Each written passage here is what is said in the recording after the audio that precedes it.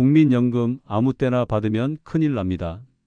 한번 잘못 받기 시작하면 30% 감액이 평생 유지된다는 사실 알고 계셨나요?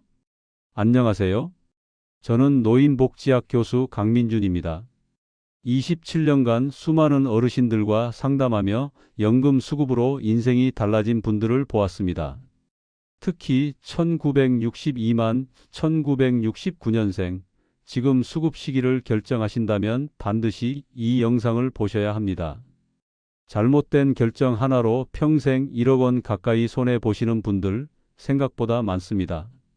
지금부터 제가 그 모든 함정을 정확히 짚어드리겠습니다. 이 영상 한 편이 여러분의 노후 운명을 완전히 바꿔드릴 수 있다고 확신합니다. 내 돈인데 왜 덜 받고 억울해야 할까요? 이런 질문 더는 하지 않으시도록 제가 확실하게 도와드리겠습니다. 오늘 다룰 핵심 내용은 첫째, 조기 수급의 치명적인 함정입니다. 둘째, 연기 수급에 숨겨진 비밀이고요. 셋째는 일하면서 연금 받을 때 발생하는 감액 문제입니다. 그리고 마지막으로 많은 분들이 놓치고 있는 유족연금의 복잡한 진실까지 자세히 알려드리겠습니다. 이 내용이 여러분께 도움이 된다면 더 많은 분들이 이 중요한 정보를 알 수 있도록 함께 해주세요. 구독과 좋아요는 저에게 큰 힘이 됩니다. 국민연금 수령 시기, 이 결정을 실수 없이 하시려면 지금부터 제가 말씀드릴 세 가지 날벼락을 반드시 알고 계셔야 합니다. 첫째, 바로 조기 수급의 함정입니다. 이 선택 하나가 평생 후회의 시작이 될 수 있죠. 조기 수급이라는 것은 본인의 법정 수급 개시 연령보다 최대 5년 먼저 연금을 받는 제도입니다. 많은 분들이 당장 생활비가 부족하니까 어쩔 수 없다는 마음으로 조기 수급을 선택하시곤 합니다. 하지만 이 제도의 본질을 정확히 아셔야 합니다. 1년 앞당길 때마다 연금액이 6%씩 깎이고 만약 5년을 앞당긴다면 무려 30%가 감액됩니다. 그런데 여기서 정말 중요한 사실은 이 감액이 한 번으로 끝나는 것이 아니라는 점입니다. 감액된 금액이 평생 유지된다는 사실 알고 계셨나요? 한 번 깎인 연금은 다시는 원래대로 돌아오지 않습니다. 김영식 씨의 표정이 서서히 굳어지는 걸 보면서 저는 다시 그의 전체 상황을 되짚어 보았습니다. 다행히 퇴직금이 어느 정도 있었고 건강 상태도 양호하셨죠. 아내분인 박선영 씨도 내년부터 파트타임 일을 시작할 예정이셨습니다. 그래서 저는 김영식 씨에게 다른 대안을 먼저 찾아보자고 제안했습니다. 국민취업지원 제도를 통해 재취업을 시도해 보시고 노인 일자리 사업도 신청해 보시라고 안내 드렸습니다. 그리고 기초연금 수급 자격도 확인해 본 결과 다행히 대상자에 해당되셨습니다. 물론 조기 수급이 항상 나쁘다는 건 아닙니다. 상황에 따라서는 그것이 최선일 수도 있죠. 예를 들어 건강이 나빠서 장기간 생존이 어려운 경우, 혹은 다른 소득원이 전혀 없어 당장의 생계가 위협받는 경우라면 조기 수급이 오히려 현명한 선택일 수 있습니다. 단 조기 수급 신청을 위해서는 반드시 몇 가지 조건을 충족해야 합니다. 그중 가장 중요한 건 소득 기준입니다. 2025년 기준으로 연간 소득이 370만 원 이하일 때만 조기 수급 신청이 가능하죠. 여러분도 혹시 김영식 씨처럼 당장의 생활비 때문에 조기 수급을 고민하고 계신가요? 그렇다면 정말 다른 방법이 없는지부터 차근차근 살펴보시길 바랍니다. 조기 수급은 마지막 수단입니다. 그리고 절대로 혼자 결정하지 마세요. 자녀들과도 대화해 보시고 배우자와도 충분히 상의하시길 권합니다. 가장 중요한 건 조기 수급은 한 번 시작하면 되돌릴 수 없다는 점입니다. 나중에 기다릴 걸 그랬다고 후회해도 이미 늦은 겁니다. 감액된 금액은 평생 따라다닌다는 사실 절대 잊지 마세요. 이제 두 번째 함정으로 넘어가 보겠습니다. 연기 수급은 반대로 연금을 늦게 받는 전략인데요. 최대 36%까지 연금이 가산되기 때문에 무조건 좋은 선택으로 보이실 수도 있습니다. 하지만 이 역시 손익분기점을 제대로 이해하지 못하면 오히려 불리할 수 있습니다. 과연 몇 살까지 살아야 이득이 되는 걸까요? 지금부터 자세히 알려드리겠습니다. 연기 수급의 매력은 분명합니다. 1년 연기할 때마다 7.2%씩 연금이 증가하고 최대 5년까지 연기하면 무려 36%까지 인상된 금액을 받을 수 있으니까요. 단순히 숫자만 보면 누구나 솔깃할 수밖에 없죠. 실제로 제가 상담한 이지혜 씨도 그랬습니다. 1963년생으로 올해 62세인 이지혜 씨는 내년에 연금 수급 연령이 도래하는데 현재는 소규모 카페를 운영하며 안정적인 소득을 유지하고 계셨습니다. 이지혜 씨는 선생님, 요즘 다들 연기하면 더 많이 받을 수 있다고 하던데 제가 5년 미루면 얼마나 차이 나나요? 라고 매우 구체적인 질문을 하셨고 관심도 컸습니다. 저는 이지혜 씨의 예상 연금액을 계산해 드렸습니다. 정상 수급 시에는 월 100만 원, 1년 연기하면 107만 2천 원, 2년이면 114만 4천 원, 그리고 5년 연기할 경우에는 136만 원까지 올라갑니다. 단순 계산으로만 보면 매달 36만 원, 연간으로는 432만 원이 더해지는 셈입니다. 이지혜 씨는 깜짝 놀라셨죠. 그런데 여기서 정말 중요한 포인트가 있습니다. 바로 손익분기점입니다. 이지혜 씨, 이 수치를 들으면 당연히 미루고 싶으시겠지만 5년 동안 받지 못한 금액도 생각하셔야 해요. 5년간 연기하게 되면 월 100만 원씩 총 60월, 그러니까 약 6천만 원을 수령하지 못하게 되는 셈입니다. 그 손실을 연기 수급으로 인상된 금액, 즉 월 36만 원으로 회복하려면 얼마나 걸릴까요? 계산해 보니 166개월, 즉 약 14년이 걸리더군요.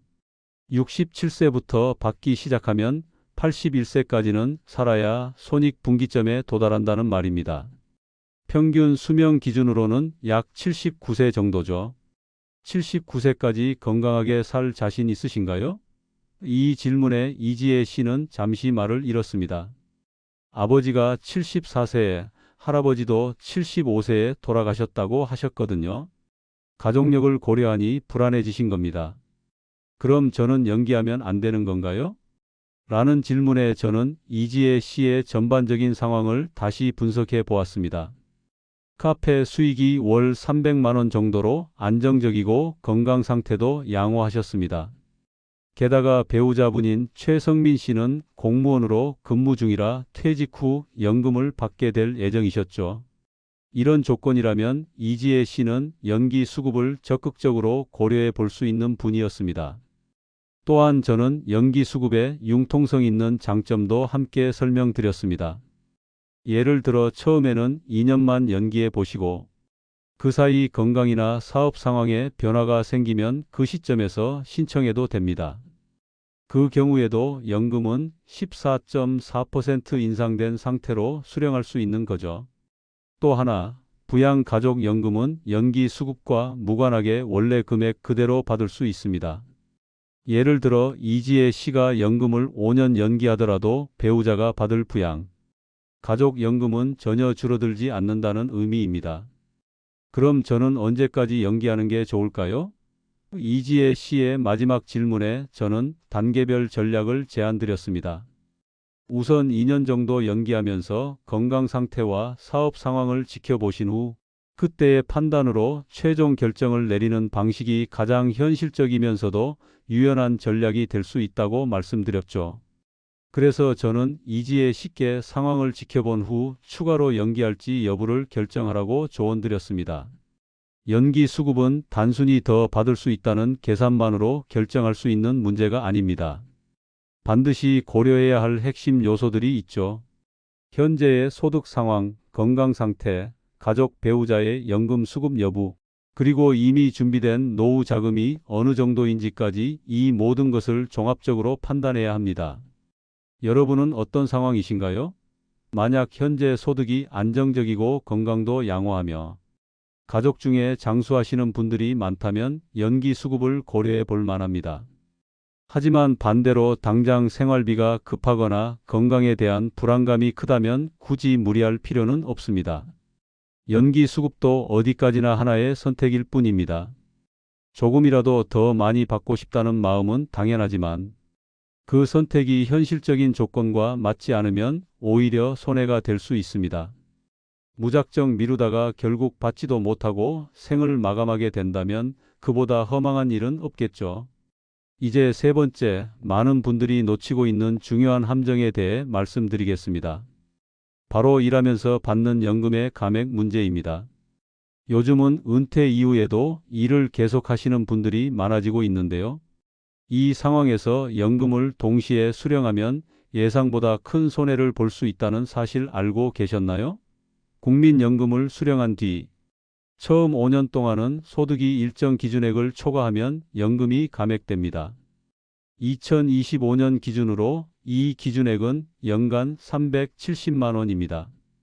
이 금액을 초과하는 소득이 발생하면 초과분의 50%만큼 연금에서 차감되는 구조입니다.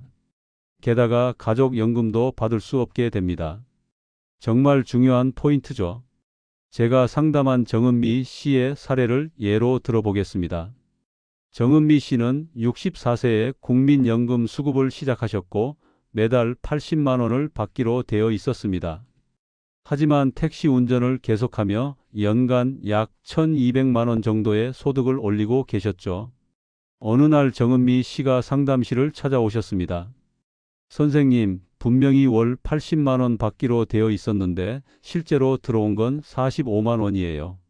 이거 뭔가 잘못된 거 아닌가요? 저는 그의 소득 신고 내역을 자세히 확인해 보았습니다. 매달 택시 운전으로 약 100만 원, 연간 1,200만 원이 넘는 수입이 있었던 거죠. 연간 370만 원이라는 기준을 훨씬 초과하고 있었습니다. 정은미 씨, 이 정도면 연금이 줄어드는 게 당연합니다. 이건 제도가 그렇게 설계되어 있는 겁니다. 제가 감액 계산 결과를 보여드리자 정은미 씨는 예상보다 훨씬 큰 손해에 깜짝 놀라셨습니다. 정은미 씨의 실제 손해는 상상 이상이었습니다. 연간 소득이 감액 기준인 370만 원을 초과한 금액, 약 830만 원에 대해 50%인 415만 원이 연금에서 감액된 것이었어요. 월로 따지면 약 35만 원이 줄어든 셈입니다. 결국 원래 받기로 한 80만 원에서 35만 원이 빠져 실제 수령액은 45만 원 정도에 불과했던 거죠.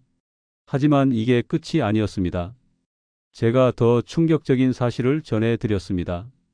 정은미 씨의 부인이 받을 수 있었던 부양가족연금도 정은미 씨의 소득 때문에 전액 정지된 상황이었습니다. 원래는 매달 20만 원씩 받을 수 있었는데 단 한 푼도 지급되지 않은 겁니다. 그러니까 이렇게 되는 겁니다. 택시 운전으로 벌어들인 월 200만 원과 감액된 연금 45만 원을 더해 245만 원을 받으셨죠. 하지만 만약 감액 없이 연금을 제대로 받고 부인의 부양가족연금까지 받았더라면 월 100만 원의 연금본인 80만 원 플러스 부인 20만 원을 받을 수 있었던 셈이죠. 이 차이는 생각보다 큽니다. 그렇게까지 해가면서 일을 계속할 필요가 있을까요? 정은미 씨의 눈빛에는 깊은 후회가 담겨 있었습니다. 그럼 전 어떻게 해야 하나요? 절망스러운 표정으로 물으셨고 저는 세 가지 현실적인 대안을 제시했습니다. 첫째, 연소득을 감액 기준 이하로 조절하는 것. 둘째, 아예 연금 수급 자체를 연기하는 방법. 셋째, 소득 활동 자체를 줄이는 전략입니다. 정은미 씨는 부인과 충분히 상의한 후 연금 수급을 3년 연기하기로 결심하셨습니다. 그동안은 계속 택시 운전을 하며 생활비를 벌고 67세부터는 21.6% 증액된 연금을 받기로 한 거죠. 덕분에 부인의 부양가족연금도 중단 없이 계속 수령할 수 있어 오히려 더 유리한 선택이 된 셈이었습니다. 3년 후 다시 찾아오신 정은미 씨는 한결 여유 있는 표정이었습니다. 매달 97만 원의 연금을 감액 없이 받을 수 있었고 부인의 연금도 함께 수령 중이었거든요. 소득 활동도 무리하지 않고 줄인 덕분에 생활도 훨씬 안정되셨다고 하셨습니다. 이처럼 감액 규정을 제대로 알지 못한 채 연금을 받으면서 일하다가 나중에 후회하는 분들이 정말 많습니다. 특히 자영업자분들은 소득 조절이 비교적 유연하므로 반드시 사전에 계획을 세우셔야 합니다. 참고로 근로소득만 있는 경우에는 예외가 있습니다. 월 286만 원까지는 감액 대상이 아니고 일시적인 소득이나 연말 정산, 환급금 등도 소득 산정에서 제외됩니다. 혹시 여러분도 연금 수령 이후에도 계속 일을 하실 계획이신가요? 그렇다면 지금부터라도 꼭 소득 감액 규정을 정확히 파악하시길 바랍니다.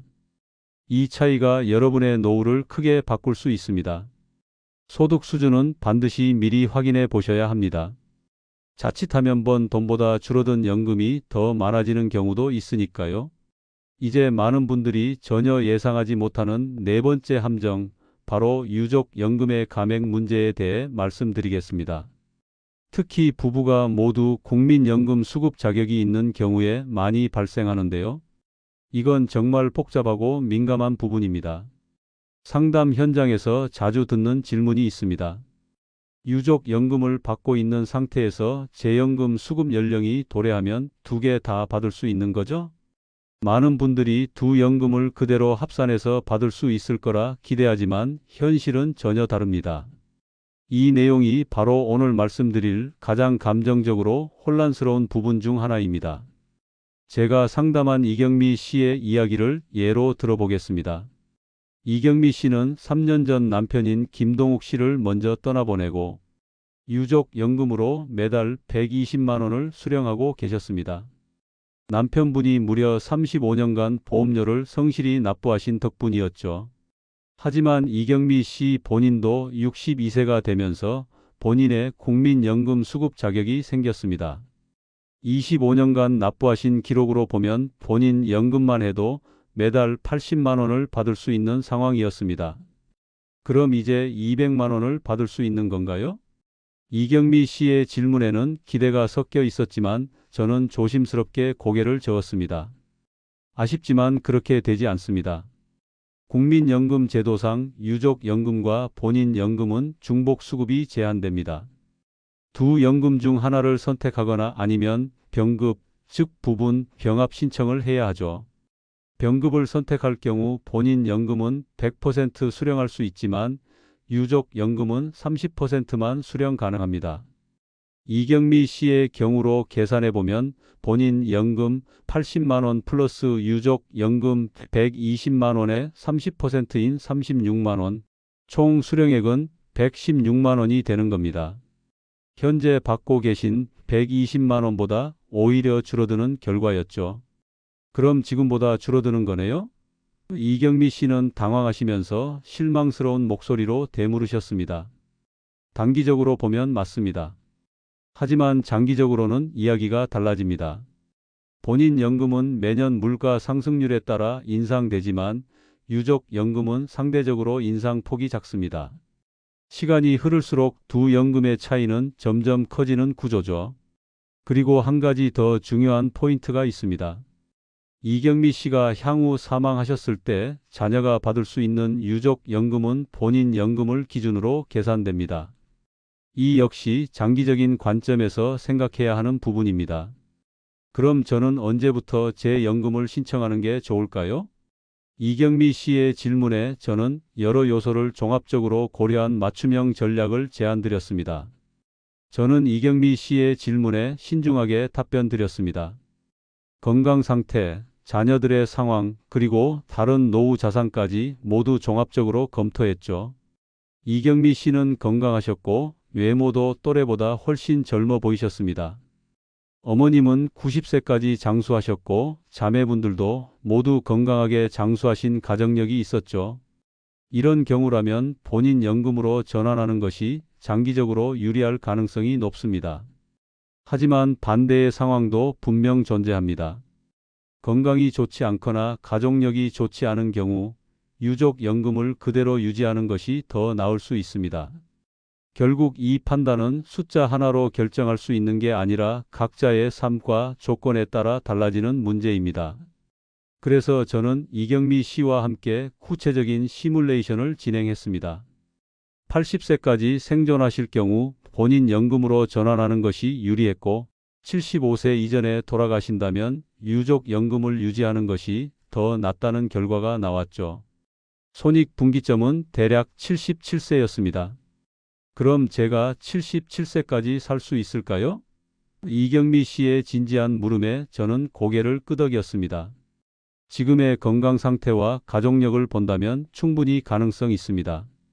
이경미 씨는 깊이 고민하신 끝에 결정을 1년 미루기로 하셨습니다. 그 사이 건강 관리도 하고 자녀들과도 충분히 상의해 보겠다고 하셨죠. 1년 후 다시 상담실을 찾으신 이경미 씨는 결국 본인 연금을 신청하셨습니다. 그 사이 유족 연금도 약간 인상되어 총 수령액은 118만 원으로 계산되었죠. 처음보다 2만 원 줄었지만 장기적으로 봤을 때는 더 현명한 선택이었습니다. 이처럼 유족 연금과 본인 연금의 중복 수급 문제는 결코 단순하지 않습니다. 단순히 현재의 금액만 비교해서는 안 됩니다. 개인의 건강, 가족력, 자산 상황 등 모든 요소를 통합적으로 고려해야 하고 혼자서 판단하기엔 너무나 복잡한 문제이기도 하죠. 그래서 이 자리를 빌려 꼭 말씀드리고 싶습니다. 절대로 서두르지 마세요. 시간을 갖고 충분히 고민하시고 가족들과도 꼭 상의해 보시기 바랍니다. 필요하다면 전문가의 도움을 받는 것도 좋은 방법입니다. 그리고 한 가지 더, 부부가 모두 생존해 계실 때 미리 준비하시는 것이 가장 중요합니다. 이런 일은 누구에게나 일어날 수 있는 일이니까요. 미리 계획을 세워 두신다면 예상치 못한 상황에서도 당황하지 않고 현명하게 대응할 수 있을 겁니다. 혹시 최근 사랑하는 가족을 떠나보내신 상황에서 이런 복잡한 연금 문제까지 고민하고 계신가요? 감정적으로도 힘든 시기에 숫자와 제도까지 계산해야 한다는 건 정말 벅찬 일입니다. 그래서 더욱 신중하게 접근하셔야 합니다. 그리고 지금부터 말씀드릴 내용은 아마 이 영상에서 가장 중요한 이야기일지도 모릅니다. 바로 국민연금 개혁 전환기에서의 전략입니다. 현재 우리는 국민연금 제도의 중대한 전환점에 있습니다. 지금의 제도가 그대로 유지될 가능성은 매우 낮습니다. 정부 발표에 따르면 2055년경 국민연금 기금이 고갈될 것으로 예상되고 있으며 이미 보험료율 인상은 확정된 상황입니다. 적립금은 1천조 원을 넘고 있지만 매년 지출이 수입을 초과하고 있어 결국 바닥을 보게 될 수밖에 없다는 것이 전문가들의 공통된 의견입니다. 이런 상황에서 제가 얼마 전 상담한 박지훈 씨의 사례를 말씀드리고 싶습니다. 1968년생인 박지훈 씨는 내년에 수급권이 발생할 예정이었고 가장 큰 걱정은 바로 연금제도 개혁이었습니다. 선생님, 요즘 뉴스 보면 국민연금이 사라진다거나 받을 수 있는 금액이 줄어든다고 하던데 정말 그런 건가요? 박지훈 씨의 불안한 표정과 목소리는 많은 분들의 현실을 대변하고 있었습니다. 국민연금이 완전히 사라질 가능성은 낮습니다. 하지만 지금의 조건이 앞으로도 유지될 것이라는 보장은 없습니다. 가장 현실적인 시나리오는 보험료율은 높아지고 급여율은 낮아지는 구조입니다. 박지훈 씨처럼 아직 수급전인 분들은 특히 주의하셔야 합니다. 지금 기준으로 계산된 연금 예상액이 실제 수령 시점에 크게 줄어들 수 있기 때문이죠. 그럼 지금 당장 받는 게 낫다는 말씀이신가요? 그의 질문에 저는 이렇게 답했습니다. 제도가 불안정할수록 미리 전략적으로 준비하는 것이 가장 중요합니다. 박지훈 씨는 현재 자영업을 하고 계셨고 건강 상태도 양호하셨습니다.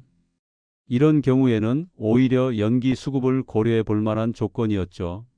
개혁이 단행되기 전에 미리 연금을 연기하면서 보다 높은 금액을 확정해 두는 전략입니다. 그리고 또 하나, 최근 들어 외국인 국민연금 수급자 증가 문제도 제기되고 있습니다. 현재 수급 중인 외국인만 해도 1만 명이 넘고 있고 이로 인한 재정 부담도 무시할 수 없는 수준입니다.